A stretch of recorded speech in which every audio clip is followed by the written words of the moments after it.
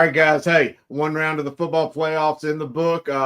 Talking preps here. We're going to find out who balled out and who got the call. Let's play that music. Guys, here we are, Talking Preps crew. We're going to find out who balled out, got the call. Week 1 of the high school football playoffs. Let's go up to South Garner, Wake County. Elijah Clark in a 62-14 victory over South Central. Clark ran the ball 15 times for 333 yards, 5 touchdowns, averaging 22.2 yards per carry. Teammate Chase Hardy, he also ran the ball 10 times for 218 and 3 touchdowns, averaging 21.8 yards per carry. Golly, I'll take those yards any day. Gary, what do you see right here? Well, I'm noticing a trend in around the state, in the last 4 or 5 weeks, that teams are starting to rely on the rushing game. And that could be because the weather's getting colder or they found their identity. But, the rushing attack does 2 things. It makes the other team have to stay on the field and keeps their offense off the field. And it demoralizes a team when you have a guy running up and down the field on you like that. So, this is not the only big rushing game of the week, but to have 2 players to get over 200 yards, that is simply remarkable. No I mean, look at that offensive line, man. He looks like the Raiders with Art Shell and those guys. Those guys are huge. Yes. Go get him. That's Bo Jackson and Marcus Allen in the backfield. Yeah, I don't want to. And I'm looking at the corner on this team in white, and he's like, I got basketball practice in the morning. I don't need to hurt my arm or shoulder making an effort to tackle this guy. I'm gonna tell you right. If I'm the defense coordinator, I'm thinking about a new career right now. If I got 500 yards posted on me in the rushing game, like that's got to be depressing. That's a slow death right there, man. My Coach God. Hill, I don't think I had Art Shell on my bingo card today. Hey, you never know what you're going to go with me, man. I'm a child of the 70s. I'm Gen X. I can only remember up to about 1999. I'm right there with you. It's got to come from there. Yeah, hey, our own Jim West said keep an eye on South Garner. Looking at those stats, he may be right. Let's move up to the western part of the state, Asheville, Clyde Irwin High School. Caden Engel in a 41-21 victory over Hunter Huss. Engel completed 22 of 31 passes for 366 yards, 2 touchdowns, ran the ball 7 times for 49 yards, and 2 more touchdowns. Coach Griner, this is a team that played a tough schedule. They lost their best player early in the year. They have survived through the playoffs. What do you see here from Caden Engel? Well, I would say I would have a hard time saying they lost their best player. This quarterback is a college level quarterback. Saw him last year in the playoffs. He's a big kid, got a strong arm, very poised in the pocket, prototypical style. Like he's got a great release, can see down the field, can stay in the pocket. This guy is going to be a really good quarterback for the years to come, no doubt. I think it's a sophomore year or junior year right now, isn't it? Yes. Yeah, he's balling. I think. Sam, go ahead and give your favorite reference. Who's he look like? Nah, he don't run enough for Tim Tebow. Like, man, I like a little lefty now. I ain't gonna lie to you, but he don't run enough. He don't run enough for me. He did try to run the ball last year. He looked like left-handed Jared Goff, man. Big, tall kid. Yeah, that's more comparable there. All right, let's bring it back to the Piedmont. West Rowan. Grant Graham, hey, we got some music on that clip. In the Falcons' 41-23 victory over Southern Guilford, Graham completed 11 of 20 passes, 266 yards, 4 touchdowns. Coach Hells, what do we see here? What we see is a quarterback wearing number 44 is what I saw in that last clip, but I know that can't be him. No, this is the guy right here. I mean, look at it. He's got his eyes downfield. He's got his arm ready to go. Quick release. Look at that thing right on the money. It's hard to do that. Great, a lot of credit to his receivers too, working that scramble drill, and we get a couple cheat yards out of the pass game here with a little pop pass. But no, man, I like, especially this late in the season, get big plays out of the pass game. 11 completions, 266 yards, big plays, get the ball in the hands of the right guys. Look at the touch on that one, though. I love that. Man, there's 44 on that clip. Big time. Big time, big time. Hey, let's talk about somebody else that's big time. And by this, I mean really big time. J.J. Galley, Dixon High School, which is down there, Onslow County, Jacksonville, North Carolina, in a 58-50 victory over Rockingham County. Galley ran the ball 36 times for 429 yards. That's right, 429 and 7 touchdowns. For the season, Galley has 3,138 yards, 40 touchdowns on 319 carries. His rushing ranks him 4th in the country, number 1 leading rusher in the state. Coach Griner, that's a lot of yards. That's a big man right there. Yeah, this guy is playing out of his mind this year, and we'll give out an alert. He could be up for Mr. Football, no doubt, with these numbers. Pretty spectacular. I mean, anytime you're getting I would just keep giving him the ball. I mean, that's exactly what they're doing. Is he unstoppable? He possibly could be. I mean, this guy's putting up like video game numbers, not in Madden mode either. This is rookie mode, the way he's putting That's Barry Sanders, Oklahoma State numbers right there. Wow, No wow. doubt. Well, hey, guys, we got J.J. Galley in the studio. J.J., incredible numbers. Tell us about this season. How's it going? It's going great so far, you know. I mean, we're finally winning. We just won our first playoff game in history. It's going great. All right, I want to give you to the coaches, but I got one question. Are you able to walk during the day? You're carrying the ball so much. You've got to be the sorest guy in Onslow County. Yeah, I take care of my body. I actually just had some treatment today, so I always get my body right after a game. So, JJ, you're averaging on the year 10 yards a carry, top 5 in America. What was the last nice thing you did for your offensive line? Right before the season started, we had a big cookout. I brought them all some barbecue chicken. My man, that's my kind of running back right there. What like how do you do this? Like how do you have a season like this? Did you see this coming? Did you know it was possible? Honestly, no, I didn't see it coming. I thought I was gonna have a good season, but definitely didn't think 3,000 yards was in the picture. That is crazy. That JJ, is wild, man. What is your go-to running play? Do you like power? Do you like inside, outside zone? What is your go-to running play when you hear that play called in the huddle? Or It's got to be power. Love power. it's with got to all- be power. Okay, good. Do you have a favorite guard? Do you like pulling behind, or do you like them both? Don't say both either, dadgummit. Tell me Say the one both. you like. Say both. I mean, every play. I mean, Jacob Davis. I love running behind him. Number 55. He's amazing. A little thing that my favorite player that I've ever coached of all time, Javon Gwynn, plays for the Falcons, played guard for us, and we had a great running back and stuff like that, like yourself. But I tell you what, there's something about a guard that's nasty, and he sticks his face in there and paves the way. And so it's pretty cool to give him a shout out right there. I appreciate that. Yeah, he's amazing. He's in there every day, putting in the work, just doing everything he can. JJ, All right.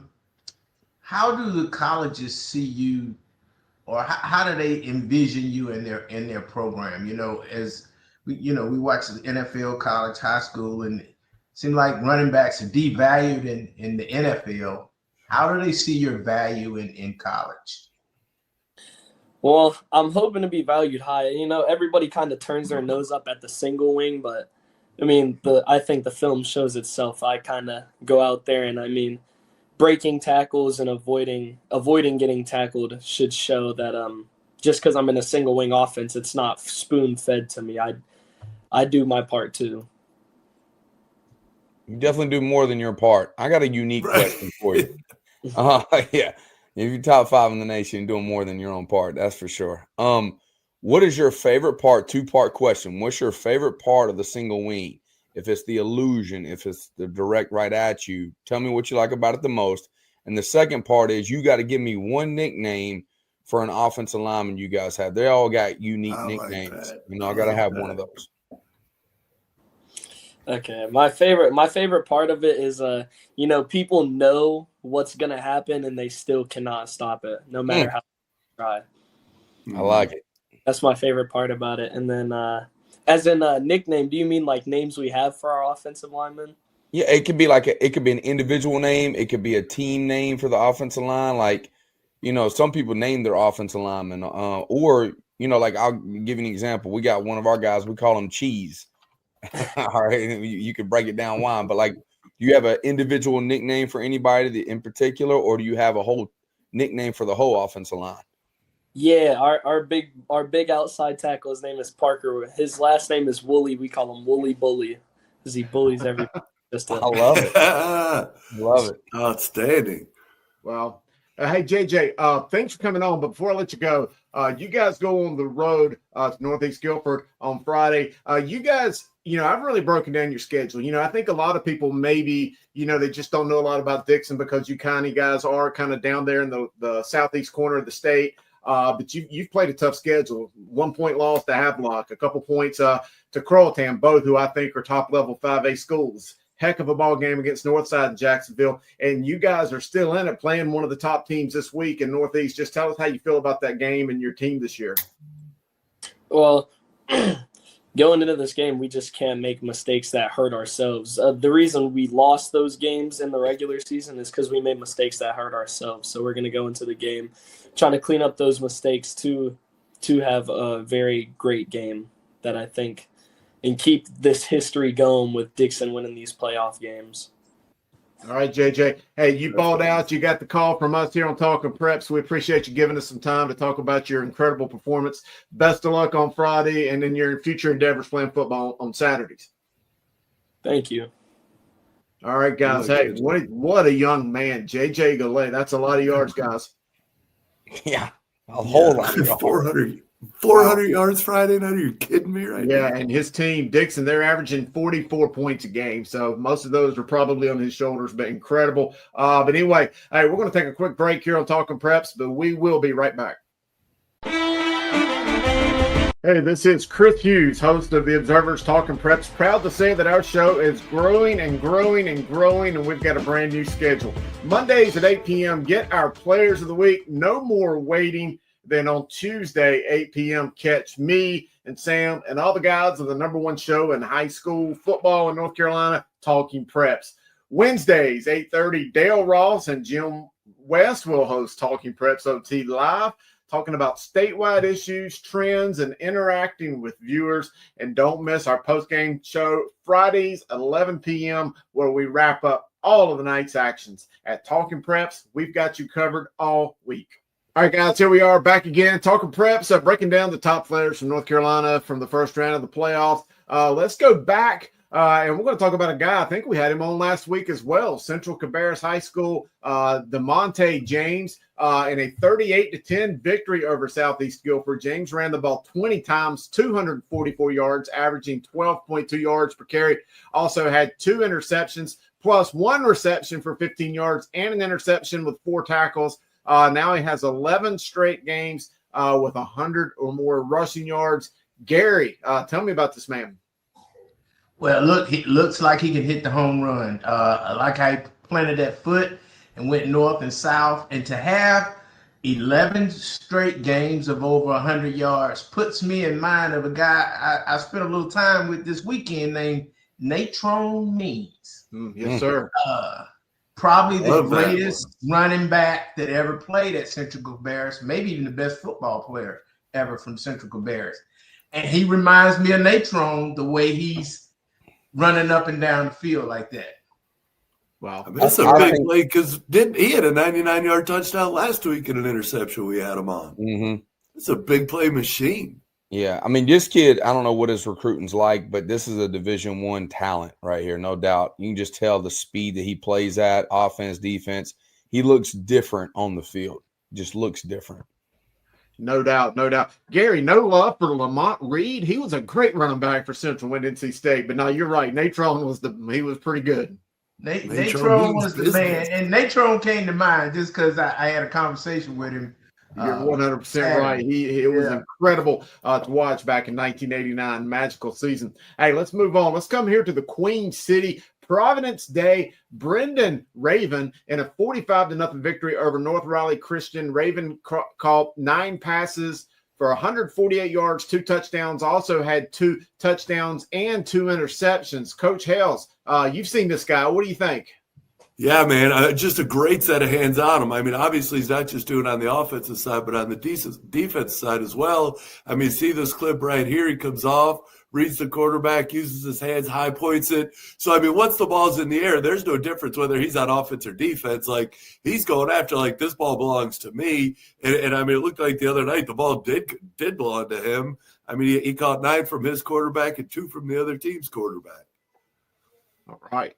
Man, that's impressive. That is impressive. Woo! Hey, let's move back down to the coastal plains. We just talked to one guy from Onslow County. Let's go talk to another one and look at these highlights. Josh Smith, White Oak High School, right down there in Jacksonville, in a 32-22 victory over Eastern Guilford. Smith completed 5 of 8 passes for 88 yards and a touchdown. Then, oh, by the way, he also ran the ball 30 times for 193 and another score. Sam, is this guy Tim Tebow-esque? Yeah, this is more Tim Tebow type numbers. You know what I'm saying?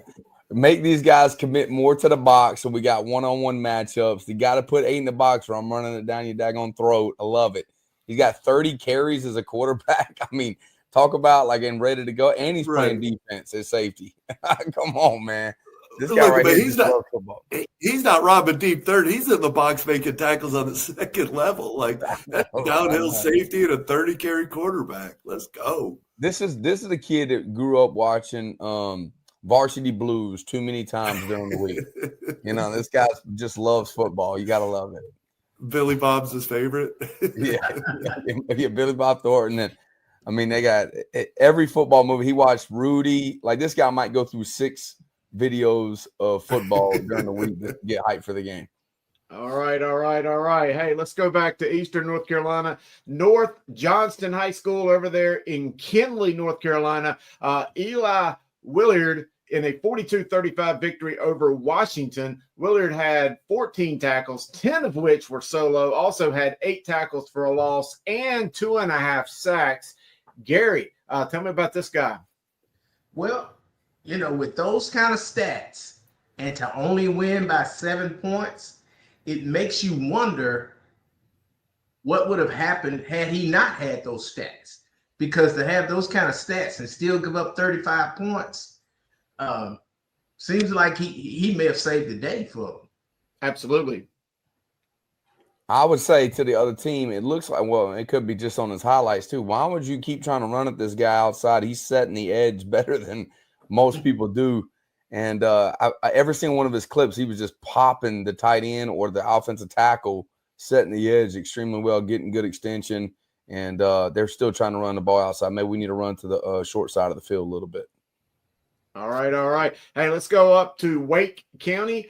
Panther Creek High School up there on Highway 55 and Cary. Travis Woodard in a 27-14 victory over Enloe. Woodard ran the ball 25 times, 246 yards, 3 touchdowns, also caught a pass for 21. Coach Hells, what do you see?